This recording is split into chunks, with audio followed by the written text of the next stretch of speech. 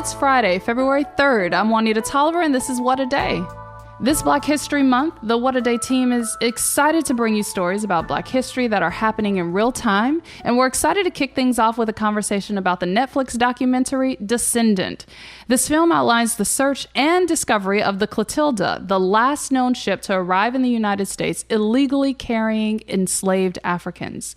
After a century of secrecy and speculation, the 2019 discovery of the ship turns attention toward the descendant community of Africatown in Mobile, Alabama, and presents a moving portrait of a community actively grappling with and fighting to preserve their heritage while examining what justice looks like today.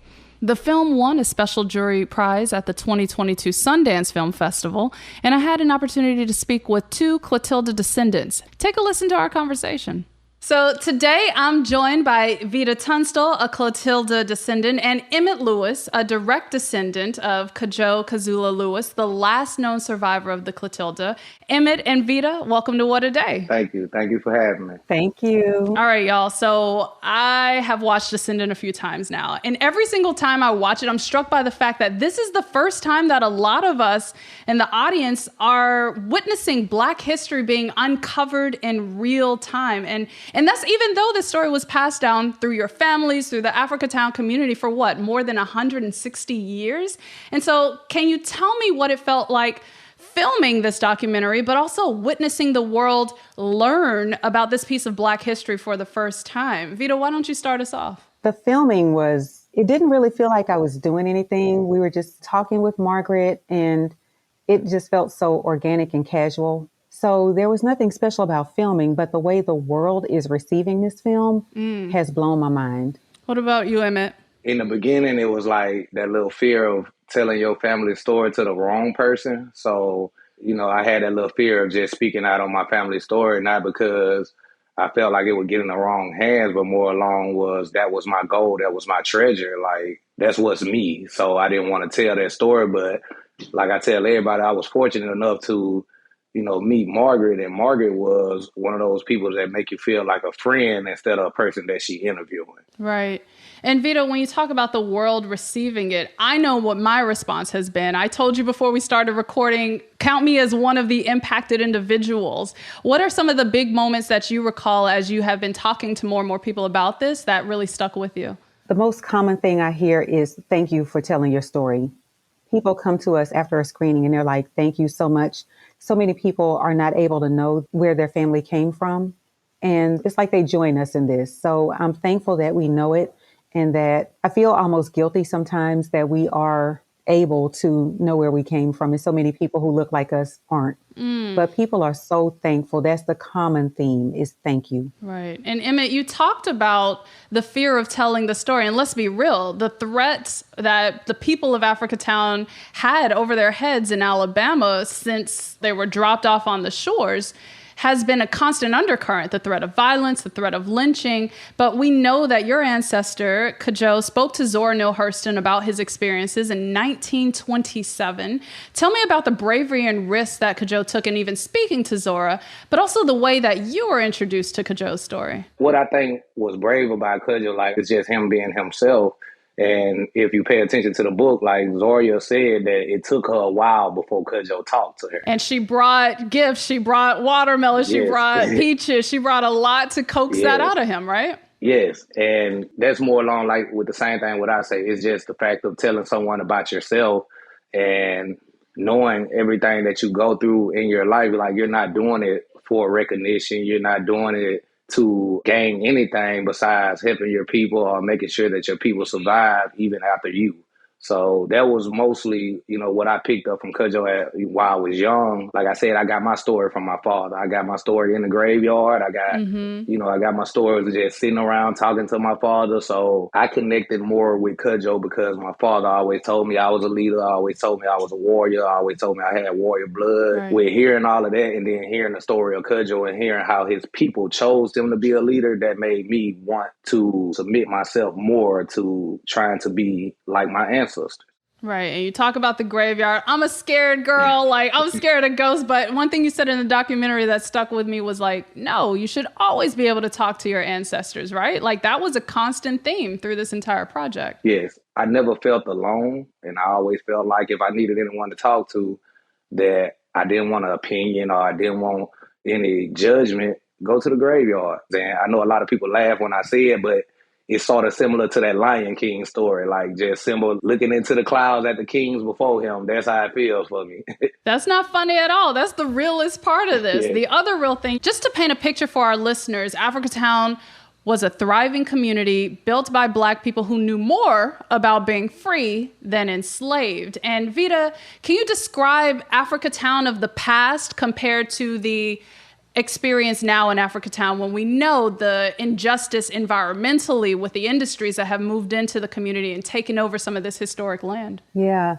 Africatown, it was a whole community. It had everything it needed. It had a doctor's office. It had barbershops and grocery stores and schools and churches and everything a community needed. It was self-sustaining and it was self-governed until it was incorporated into the city of Mobile, I believe in the 50s or 60s, in the 1950s or 60s. So this is very recent history, but the violence takes a different form. You've heard the pen is mightier than the sword. So right now we got people down at City Hall with the pen, and that's where the violence takes place. We have all this industry that surrounds the community that is steadily encroaching. Like you can feel it going inward and just making the community smaller and smaller.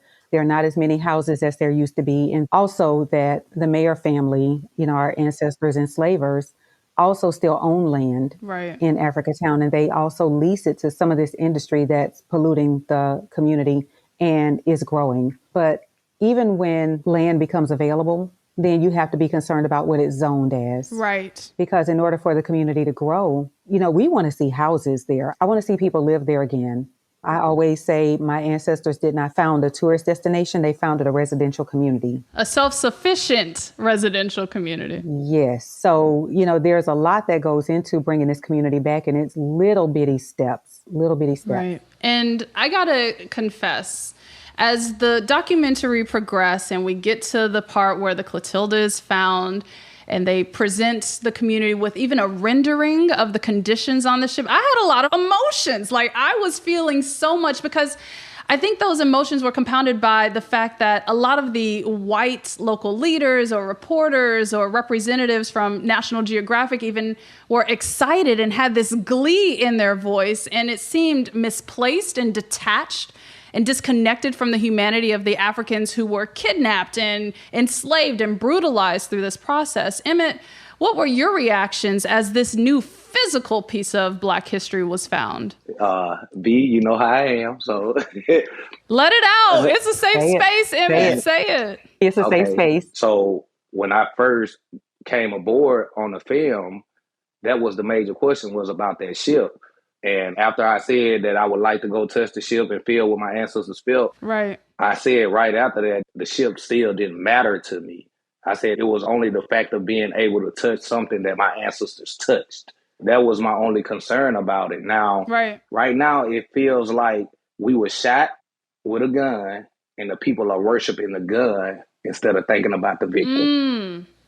I think that part is what is getting at me because, like you said, the connection of where your ancestors were, feeling it, seeing it, it was important, but it should not be the focal point. And the other thing I recognized from that moment, Veda, was that you had a very different reaction from your mother. So I feel like there's some generational pieces here because I think at one of the community celebrations, your mom, Veda, she said, quote, "I feel completion and that healing has begun." And I was like, hold up. Right? Like, and then you came through, Veda, with your reaction. Talk me through your reaction to the Clotilda being found and why you think you and your mother had very different responses. When I saw that, I saw my grandparents, you know, like grandparents that I know. I basically could see those grandparents in that position in the hold of that ship, and I lost it. Now, these are my third great grandparents who were depicted on that ship. Okay. So it really struck me. Like you said, there was the glee. Like this is a story to a lot of people, but it's not a story to us. This is our history. So to get to my mother. Oh, she said heavy sigh. Oh, I'm with you. At the community center, when they unveiled that depiction of the Clotilda, when we sat in that meeting, I saw all the politicians who were there and who don't show up unless there are cameras out there. So that was a big deal when the ship was found. Everybody, wanted to be there. So when I was sitting there, I could literally feel the energy. And I could tell who was who and what people's intentions were. So my mother is the forever optimist. And she believes in all the good in people and everybody has potential to be good. I believe that too, to a certain extent. But in that moment, that's not what I was feeling. So I was feeling who's here to benefit and who's here to profit and how we fit into that. And that's when I said, I feel like we're a part of it. I don't want us to be a part of it. I don't want us to be along for the ride. So my mother doesn't quite see it like that. She's a little bit more agreeable than I am. No, and I appreciate your candor about that and the reminder that this ain't just about the ship, right? Like, it's also about the Mayer family. We have a lot more to cover in this conversation, and we'll be right back after this ad.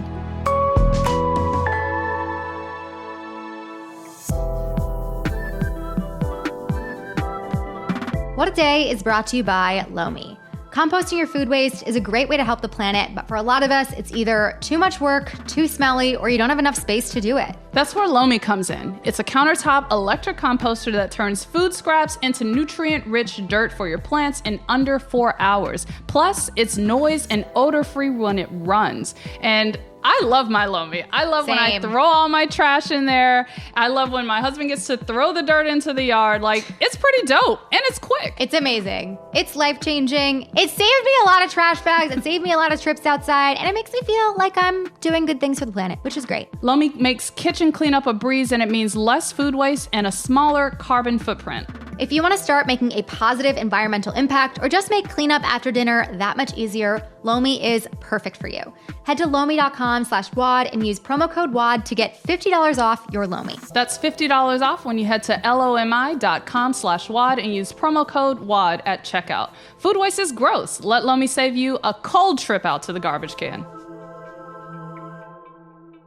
One thing I appreciated was that Kamal Siddiqui, the founder of Diving with a Purpose, the Smithsonian Institution's marine archaeologist from the Slave Wrecks Project, he was explicitly clear and said, you all, the descendants, have to define justice. So I want to hear from both of you. What has your community come up with so far? Emmett, kick us off. Ooh, you would ask me first. I'm just a community member. Like I tell everybody, I'm just a community member that's not afraid to speak out about my past. So when it comes to what's going on now, is more along of still at the starting line for me. A lot of people can say they see progress, but I don't see the progress in the areas that I would like to see it. And maybe that's selfish, but this is my community. I feel what I feel, and I don't want Africa Town to turn into a tourist attraction.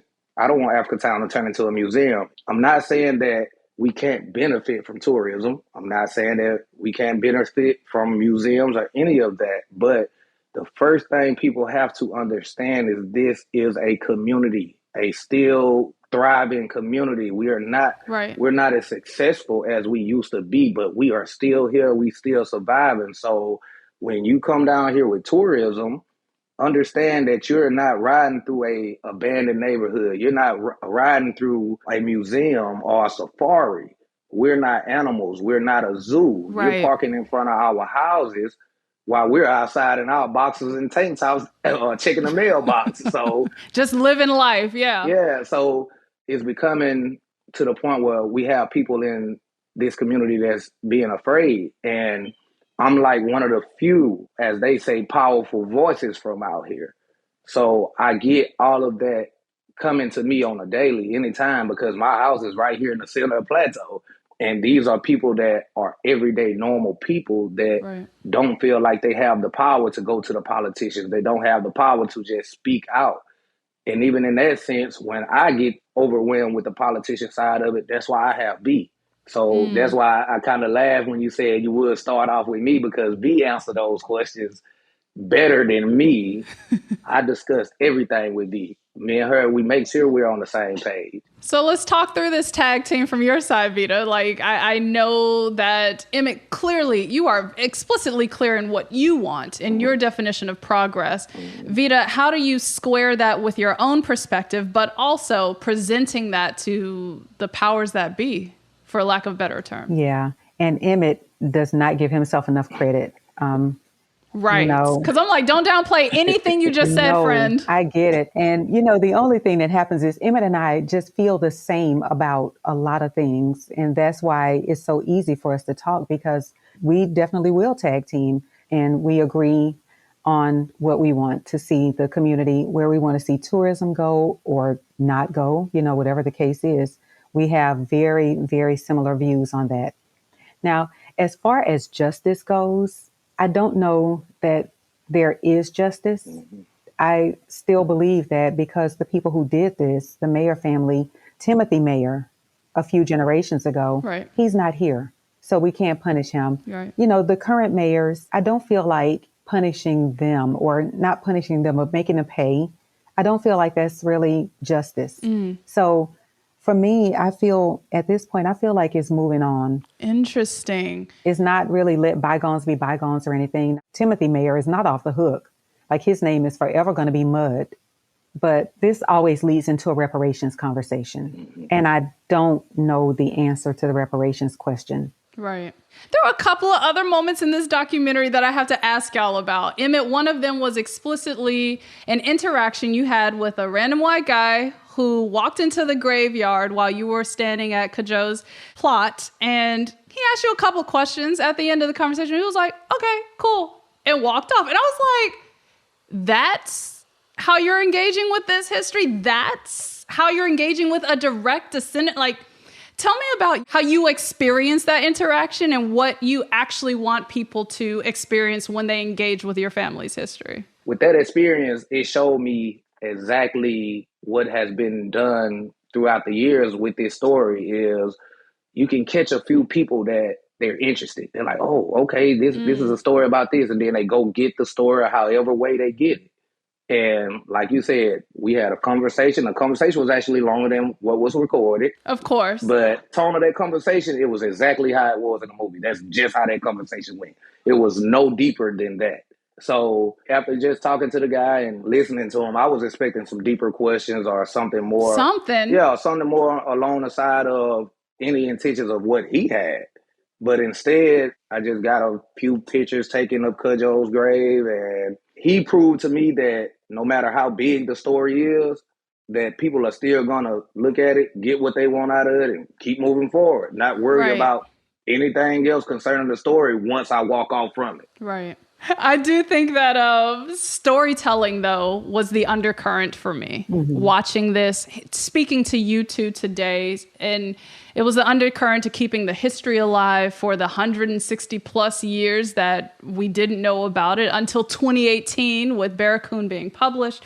It is also key to the history of your family. So can you both tell me about how you plan to keep telling the story, and more so how you plan to protect the history? Well, for me, I look at things a little differently. Like I said, my father is my biggest inspiration. That's my God. That's who I look up to. That's my superhero, my Batman. So, before my father died, he tried to teach me everything that he felt you should teach a man. But all that I got out of it was being a great father. So with that being said, I'm blessed with having 3 little girls, and I finally had my little boy, my junior, and I am blessed to have girls that love to hear me talk. I plan on keeping the story going by upholding the traditions that I felt my father had. I'm going to keep teaching my kids. Yeah. I'm going to try to explain to them to the best of my ability of what their ancestors mean. But like I tell everybody, you're going to gather your own feelings and your own thoughts of your ancestors. Like, I look at my ancestors as how I look at my father. So that's why I look at them so strongly. And I can only hope that with me teaching my kids this, that they can look at it the same way I did. Yeah. And for me, my mother, like Emmett talks about talking to the ancestors, and my mother has done that in a different way. It's just something I always grew up with. My daughter passed away 6 years ago. I'm so sorry for your loss. Thank you. I don't know if that makes her an ancestor now, but very connected to my daughter. My son is now very interested in everything there is to learn. So I'm continuing to pass it on to him, and everything I learn, I'm teaching him. But that's just how we're keeping the history alive. It's just continuing to talk. It's the same way your ancestors did it for 160 years. It seems tried and true at this point. And I'm just so grateful again for your time, for your candor, your honesty, your realness. Like, will never be forgotten. Thank you again for sharing your history with me and with our listeners. And thanks for joining What a Day. Thank you, guys. Thank you for having us. That was my conversation with Veda Tunstall and Emmett Lewis, Clotilda Descendants, and featured voices in the Netflix documentary Descendant. To learn more and to support this work, visit descendantfilm.com and watch the film on Netflix. That's all for today's show. Thanks so much for listening.